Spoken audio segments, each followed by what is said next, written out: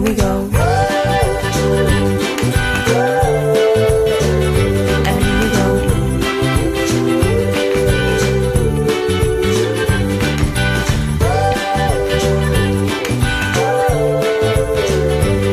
We go.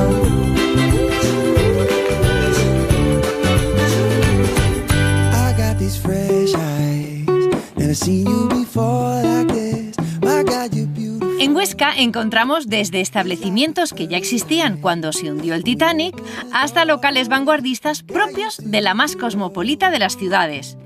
Tiendas delicatessen, edificios modernistas que nos hablan de otras épocas y muros que llevan siglos guardando leyendas. También restaurantes donde disfrutar de la gastronomía de nuestra tierra y, cómo no, sus pastelerías, que hacen de este lugar uno de los más dulces de Aragón, convirtiéndolo en el pequeño gran paraíso de la pastelería española. Si queréis disfrutar de esta variada ruta, no os lo penséis más y seguidnos.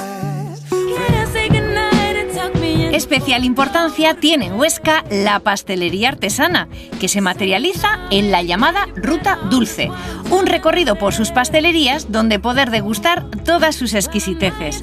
Un referente pastelero sin duda es Ascaso, que con 130 años de tradición no deja de apostar por la innovación y la búsqueda de nuevas fórmulas.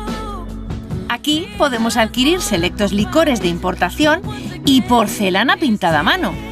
Jarras y vasos de vidrio soplado o teteras completan su catálogo de productos para regalo.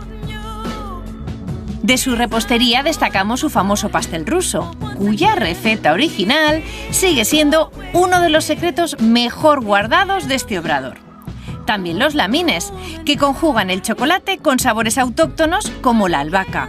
Y ojo, porque dentro de sus nuevas apuestas tenemos la corona de Catalina de Aragón, con agua de rosas, paté de pera, jengibre y azafrán, todo dispuesto por capas para que disfrutemos de todos sus sabores.